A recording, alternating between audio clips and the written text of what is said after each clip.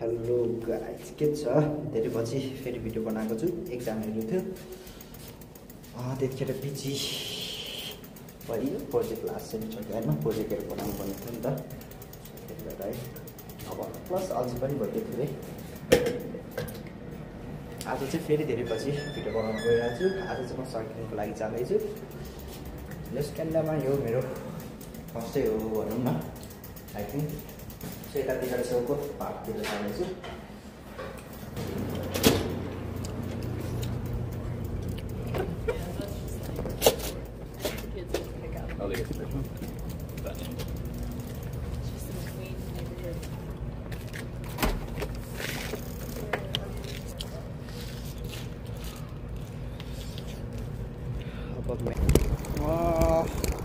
मेरो सेमिस्टरको एन्ड थियो, प्रोजेक्टहरू कम्प्लिट गर्नुपर्ने, रिपोर्ट बनाउनु पर्ने, त्यही त हो। एक्जामहरू हुन्छ नि त, त्यो त्यसमै अलिकति बिजी थिएँ, त्यही भएर भिडियोहरू बनाउन पाइनँ। अब चाहिँ अलिक ऱ्यान्डम रेगुलर भिडियो चाहिँ हाल्छु। आज चाहिँ म यहाँ छेउको पार्कमा जाँदैछु साइक्लिङ है। अनि मेरो कुरा गर्दाखेरि चाहिँ म चाहिँ फर्स्ट इयर सकेँ। अब आजदेखि चाहिँ होइन, आजदेखि चाहिँ इन्टर्नल सुरु गरेँ होइन। अब मेरो चाहिँ सेकेन्ड इयर सुरु भयो। अब 8 मन्थ को अफ हुन्छ। सो यो सकिसकेपछि चाहिँ मेरो मास्टर सकिन्छ है। म चाहिँ मास्टर 16 महिनामै सक्दैछु। ब्रेकहरू लिँदा समर ब्रेक भनेको अब मेरो अगस्तमा लिँदा पनि हुन्थ्यो, तर इन्टर्न पाइहाल्यो होइन। त्यही भएर मैले चाहिँ लिन सघाइदिनु त हो नि। त्यसपछिबाट बसेर काम गर्ने मस्त पार्ट टाइम पनि गरिरहेको छु। ज्यादामा गरिरहेको छु, जस टाइम मिलाएर गरिरहेको छु। 3 दिन पार्ट टाइम गरिदिन्छु। जस धेरै चाहिँ गरेको छैन, 10-12 घन्टा अलिकति पक्का जाने हो। त्यस्तो दामी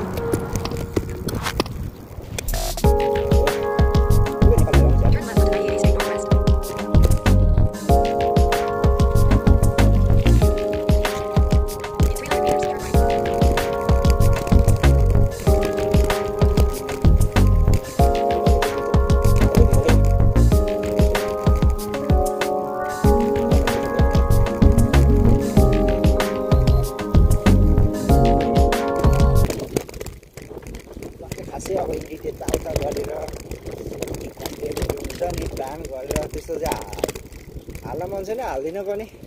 थोरै पैसा कमाउन गरेको हो र त्यस मलाई मजा लाग्छ भिडियो बनाएर होइन, त्यसरी हाल्न मजा लाग्छ। त्यही भएर भन्दैछु। भनेपछि कहिलेछु म जाँगर लाग्छ, कहिलेछु म मजा लाग्छ होइन। जब अल्छी लाग्छ, जब टाइम अब भयो हो जस्तो फिल हुन्छ छोडिदिन्छु। अनि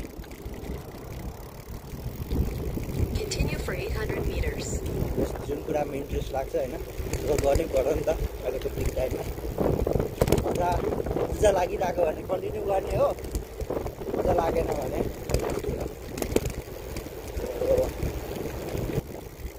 समरको छुट्टै बेग्लो यार, छुट्टै मजा। जाडो हिउँ पर्न थालिसकेपछि त होइन, हिउँ नै हिउँ हुन्छ। के गर्ने हो? सुरुमा आउँदाखेरि त अब हिउँ पनि रमाइलो लाग्ने होइन। हिउँ खेलियो, अब फोटो खिच्यो, हिउँमा यसो उडाइयो। पछि त अब त्यही 8 महिना 9 महिना देख्दाखेरि त होइन दिक्क लागिहाल्छ नि। हिउँको आएर के दिक्क लाग्ने। युट्युब च्यानलको पनि मैले हेरेको थिइनँ क्या, भ्युजहरू कति भएको थियो हेरेको थिइनँ। आज हेरेको होइन, फर्स्ट भिडियो त्यो लाइसेन्स एक्स्ट्राहरू कसरी गर्ने भनेर बनाएको थिएँ। 1.8K पुगेछ यार, खुसी लाग्दिरह्यो। त्यो पनि आई थिङ्क मैले 2017मा खोलेको थिएँ होला युट्युब च्यानल। बनाउनु चाहिँ खोल्देखि नै मन थियो होइन, तर बनाएन, अल्छी भयो। अनि त्यो चाहिँ मेरो फर्स्ट भिडियो थियो। त्यो पनि अब यो चाहिँ एक्स्ट्राहरूको लागि मैले चाहिँ एक्स्ट्रा निकाल्न खोज्दाखेरि चाहिँ लास्ट दुःख पाएको थिएँ क्या। युट्युबतिर सर्च गर्यो कसले के भन्छ आदि इन्फर्मेसनहरू मात्रै दिइराखेको थियो क्या। अनि मलाई भनौँ न मैले पाएको दुःख नपाओस् भनेर भिडियो हालेको हो होइन। जस्ट 1.8ले हेरेछ,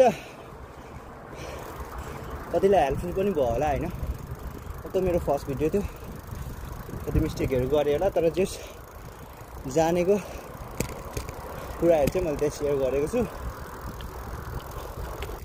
म यहाँ काठमाडौँ आउनुभन्दा अगाडि चाहिँ नेपाल हुँदा मेरो एजुकेसन के थियो भन्दाखेरि क्यानाडा ठुल्ठुलो बिल्डिङ हिउँ त्यस्तो खाले मैले सोचेको थिएँ होइन। तर यहाँ म त्यहाँ सेप्टेम्बरमा आएको नि त, अगस्त लास्ट भनौँ न, अगस्त लास्ट सेप्टेम्बर छेउछाउमा आएको। सो हरियाली देख्दाखेरि चाहिँ म चाहिँ नेपाल जस्तै रहेछ टाइपको फिल भएको थियो होइन। नेपाल तर डेभलप क्या त्यस्तो फिल भएको थियो। पछि हिउँ पर्न थालिसकेपछि चाहिँ भन्ने भयो र अहिले समरमा फेरि दामी भइरहेछ।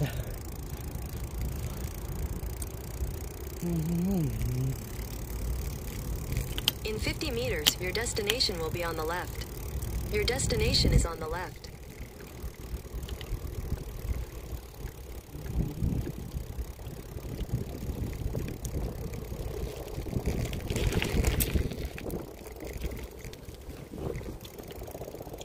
आज युनिभर्सिटी त्यो साइकल बनाउन जाँदाखेरि होइन सर्भिसिङको फी नै नदिइदिरहेको क्या।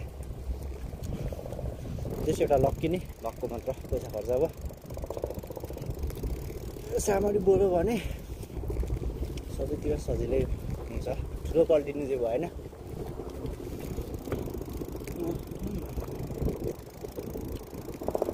सही हो घाट होइन। यहाँ चाहिँ सनराइज सनसेटहरू हेर्नको लागि चाहिँ यस्तो आउँछ। अगाडि ट्रेन गइरहेछ, त्यति भ्याउँदैन। म त देखाइदिन्थेँ ट्रेन हल्का यसो स्पिड बनाइदिएँ त मैले। यतिखेर त साइक्लिङ गर्ने मस्त हुन्छ यार। अगाडि पनि साइक्लिङ गर्ने चलिरहेको।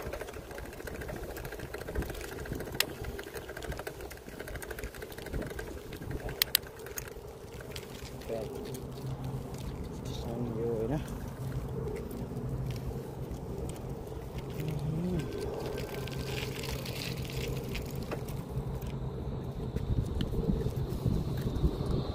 सानो छ थोरै।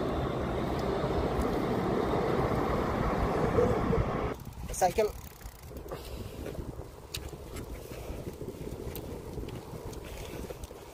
अब त्यस्तो बानी थिएन नि त, के बानी थिएन भन्नु हो, बानी नै छैन नि।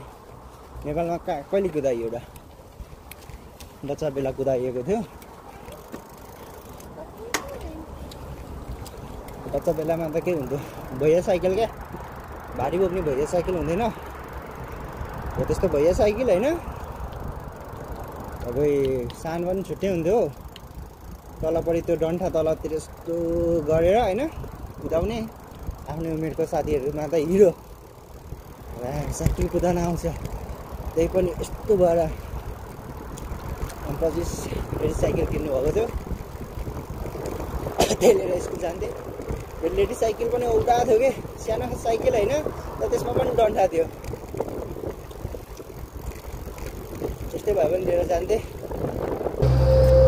यहाँ चाहिँ यस्तो बटन हुन्छ होइन, कोही कोहीमा चाहिँ अटोमेटिक हुन्छ, कोही कोहीमा चाहिँ थिच्नु पर्ने हुन्छ। थिचिसकेपछि चाहिँ उता हिँड्ने रेस्टुरेन्टको लागि चाहिँ सिग्नल आउँछ अनि चाहिँ चलिदिने हो। मेरो भाइहरूको उमेरको भनौँ न, जस्ट +2 सकिसकेपछि केटाहरू नै छैन क्या। हिजो मलाई भाइले मेसेज गरेको थियो, बाहिर जानको लागि गर्दैछु भन्दै थियो। नेपाल गयो होइन, अनि सपोज म अब छुट्टीमा नेपाल गयो अरे, न आफ्नो साथीभाइहरू हुन्छ न भाइ बहिनीहरू हुन्छ। के हुन्छ त भन्दाखेरि भनेको बाबुआमाहरू हजुरबा हजुरआमाहरू त्यस्तै हुने रहेछ कि। यहाँ आएर फेरि ठुलो पल्टेको भनेको होइन, तर अहिलेको सिनारिसहरू हेर्दाखेरि आफ्नै दुःख लागेको सबैजना चलिराखेको छ। अब के भन्नु, त्यसलाई ठिक भन्नु कि बेठिक भन्नु यार, आफू पनि आइएको छ होइन। प्लस अपर्च्युनिटी चाहिँ धेरै छ बाहिर, तर त्यसरी नै सबैजना चलिदिरहेको भयो भने त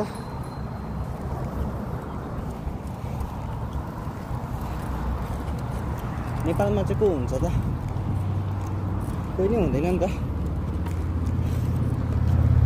विडम्बना नै भन्नुपर्छ यार। यहाँ आएर देशभक्ति भएको चाहिँ होइन, जस्ट ऱ्यान्डम ठाउँ चाहिँ भनिदिएको।